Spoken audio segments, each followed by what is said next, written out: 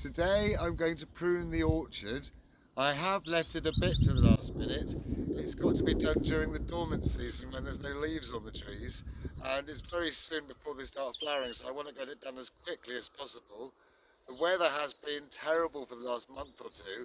I've set many days aside to do the orchard, but it's just been too unpleasant. So there have been very strong winds, or really, really cold, or just really, really wet, or a combination of all of them. So today the conditions are just right, so I'm going to get it done today as quickly as I can. And the first thing I'm going to need is some tools. As you can see, our shed is mostly straw, but the straw's really handy. Right, so I'm going to need string, secateurs, put those over there. I'm going to need maybe a bow saw for some of the bigger branches.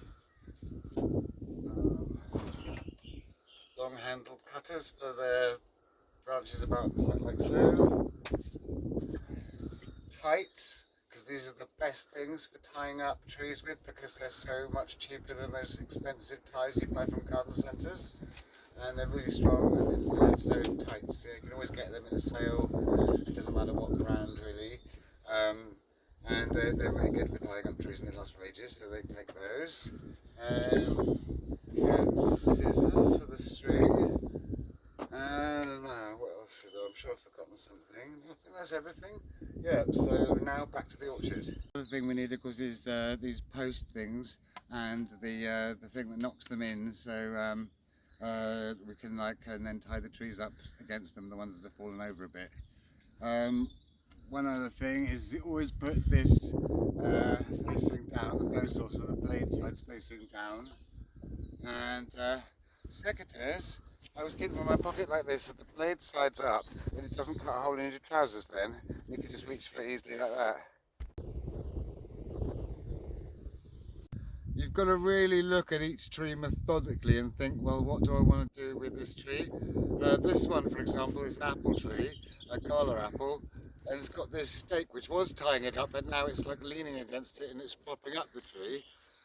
We've also got quite a lot of these big branches here which are sort of very close together. I've got to decide, do I want to remove one of them? And I'm going to have to remove a lot of these little weaker branches and these twigs. And of course any bits that have got this nasty canker or a lot of fungal growth on it, they all need to be removed. So we'll have quite a long think about what to do with this tree.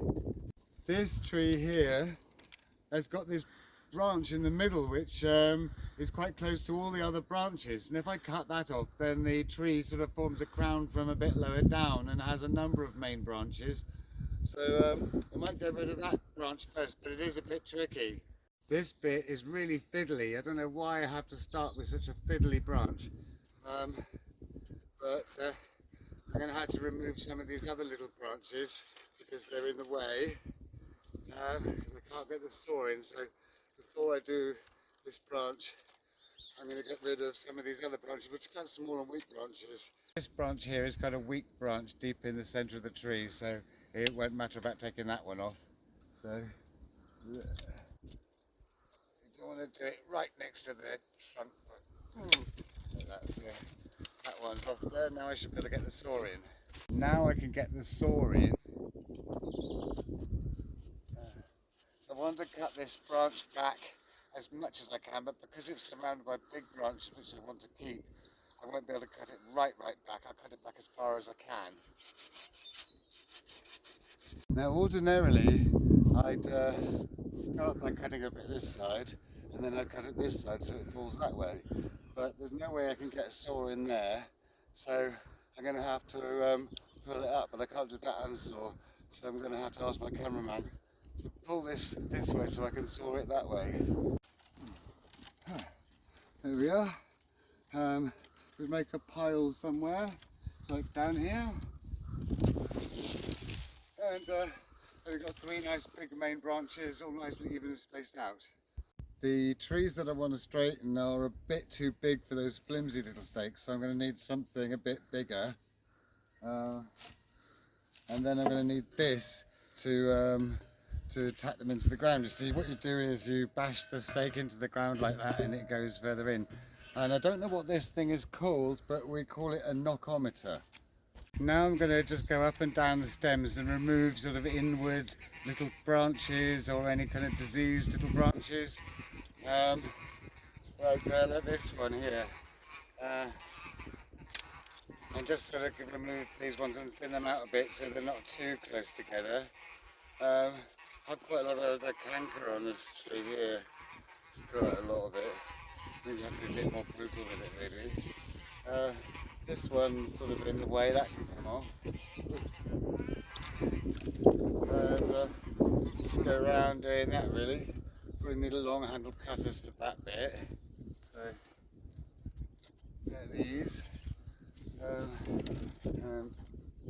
That's quite a sort of diseased branch there.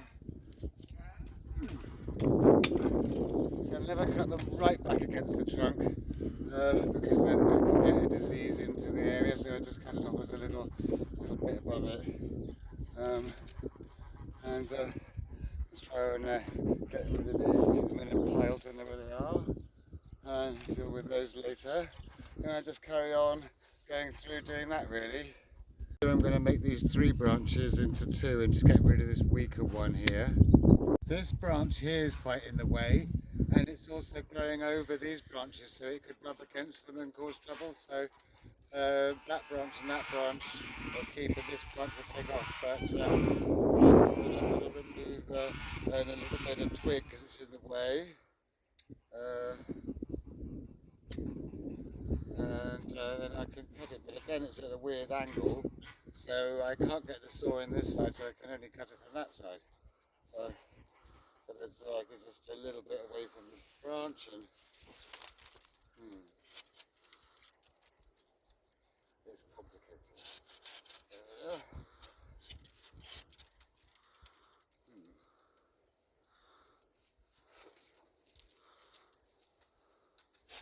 That's better.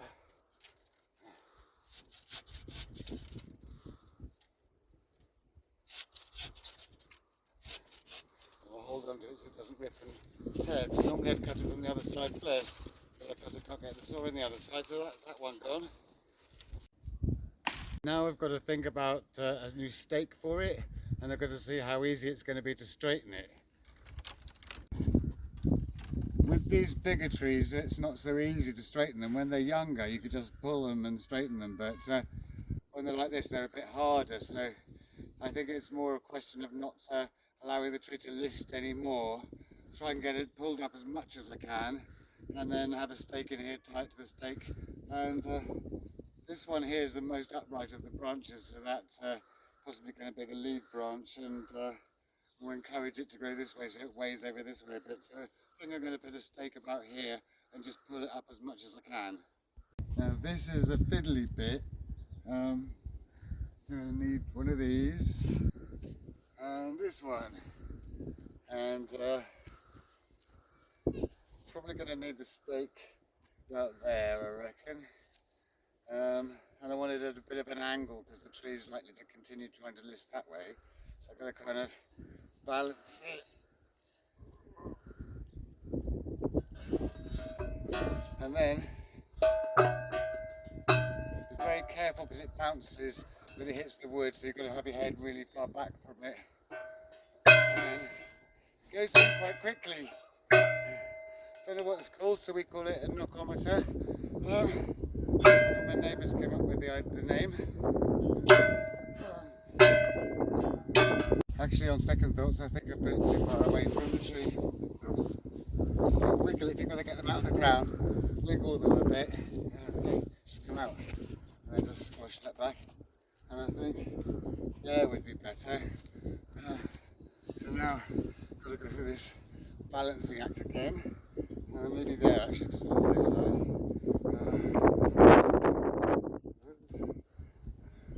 It's a real balancing act.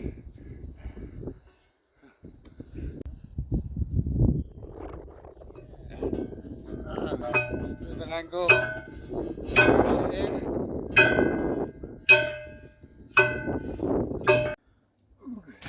So I need my cameraman to push it as much as he can from this side whilst I tie it to the post that side. And I wrap the tights around the post, but not around the tree because I don't want to restrict the growth of the tree. And then I just tie it a few times, and I maybe put a couple of more pairs of tights on like that just to secure it in place. And hopefully this should stop the tree listing anymore. If the tree were any smaller, I could straighten it properly right up, but it's a bit too heavy without machinery, so I'm just going to like stop it from listing, and hopefully this will work. So that's enough for this tree for this year. Now for the next tree. Oh dear, that looks quite a big job.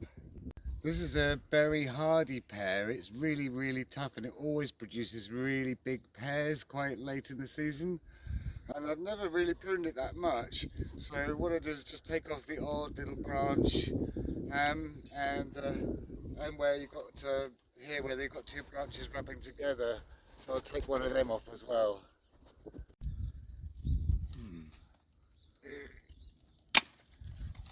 There. Just get these ones off that are really in the way of the other branches. And trim out a lot of these little twiggy branches, which are just in the way and are never going to produce fruit.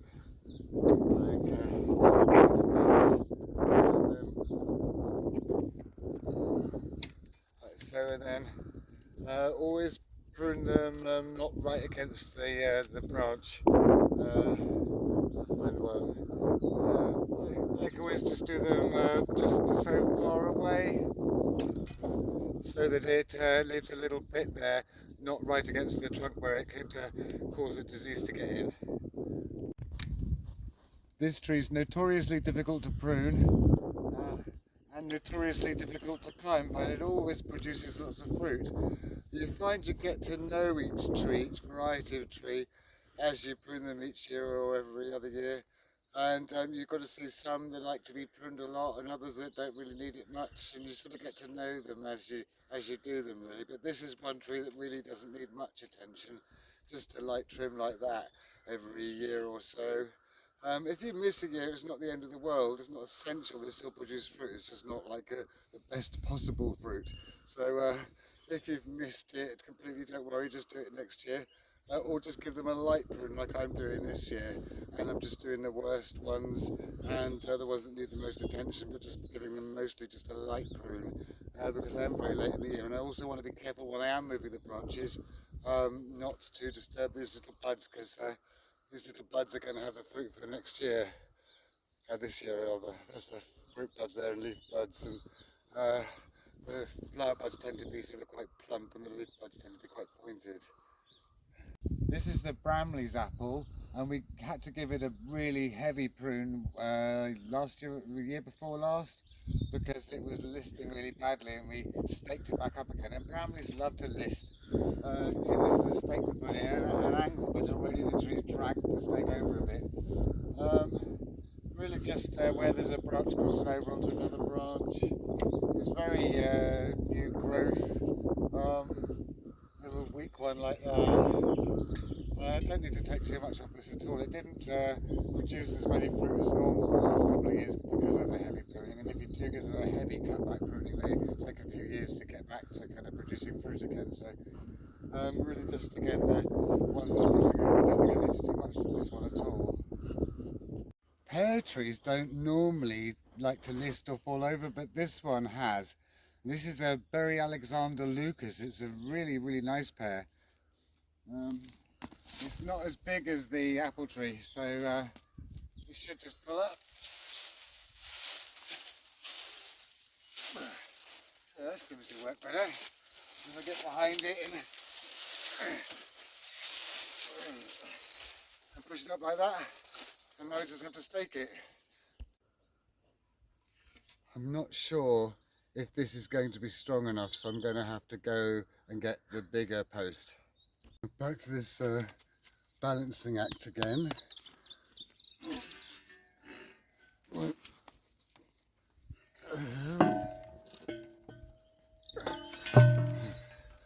And it goes in really easily with this. And if you use a sledgehammer, it can smash the edge of the wood, but this doesn't.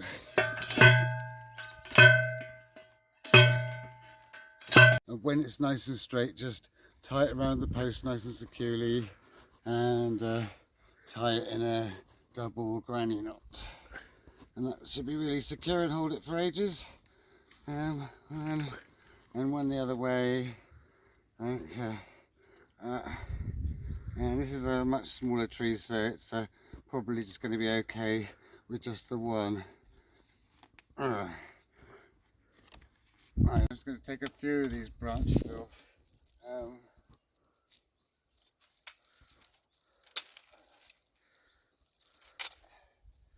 And like this one is growing inwards. But this is a very high yielding tree and it produces fruit very early. And it doesn't really need much doing to it at all. Mary Alexander Lucas. And then with the secateurs, a lot of these little branches, that one's rubbing on the branch there, that can come off. This one's a bit in the right place there. That one, just thin them out a little bit, get some of these weaker stems off, and diseased ones like that. So that's got a nasty canker growing on the stem there. That one can come off.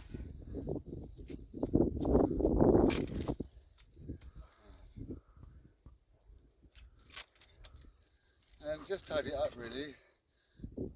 Here we've got two branches growing side by side, and we don't really want that because we want each branch to get lots of light and space and air. So the weaker of the two is this one. I'll cut these little weaker branches off here that aren't really going anywhere or getting much light. Give more space for the other little branches. And possibly that end bit there, that's a bit nasty. This is the scrumptious apple, it probably just needs a thinning out as well. This is the Cox's orange pippin, which is a really good, tough little tree. Just need to take out some of these little branches that are in the way, and some of the ones that are diseased and where there's too many branches. Just that really, just tidying it up. It always produces fruit, it's a very reliable tree. Often when I'm not using the long handled cutters, I just lean them against the trunk of the tree so they're out of the way and it's safer. Here we've got two branches growing together, so that's the weaker one, so that one can come off. That one's got a nasty disease there, so that one can come off. So and then just sort of thinning them out a bit. That's a really weedy branch there. You can see it's much weedier and it's in the way of that branch and that branch, so that one could come off. That one's a bit in the way. That one can come off. That's a puny one. So that could come off, and just work through and you just leave the branches you want. That one's a bit in the way, but it might produce some fruit from this little bit. So just take it back to there. This one here is rubbing against that one there. So take that one off. And that is a sucker coming from the rootstock, so that's definitely got to come off. Any suckers are the most important thing to get rid of because they're the actual wild apple rootstock, so you don't want like some kind of wild apple tree there growing there. So if you get suckers, sometimes you do, just remove them. And there's another one there and another one there.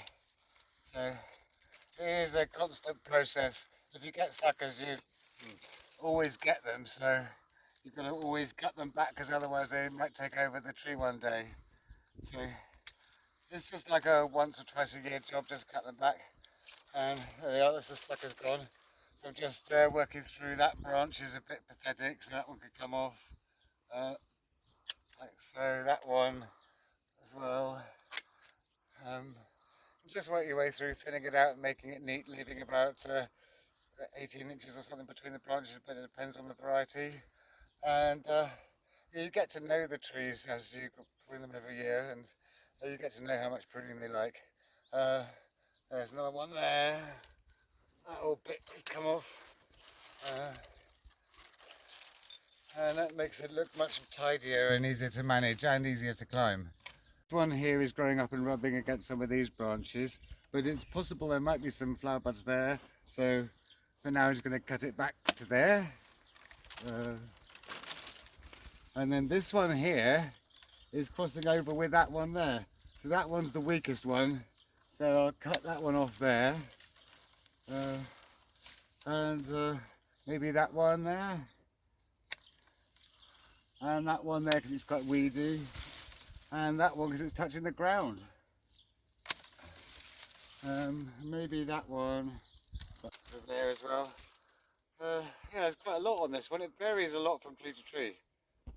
Another thing you've got to think of is walkways between the trees, because you want to be able to get between the trees, and this is my walkway here, so this branch is going to have to go.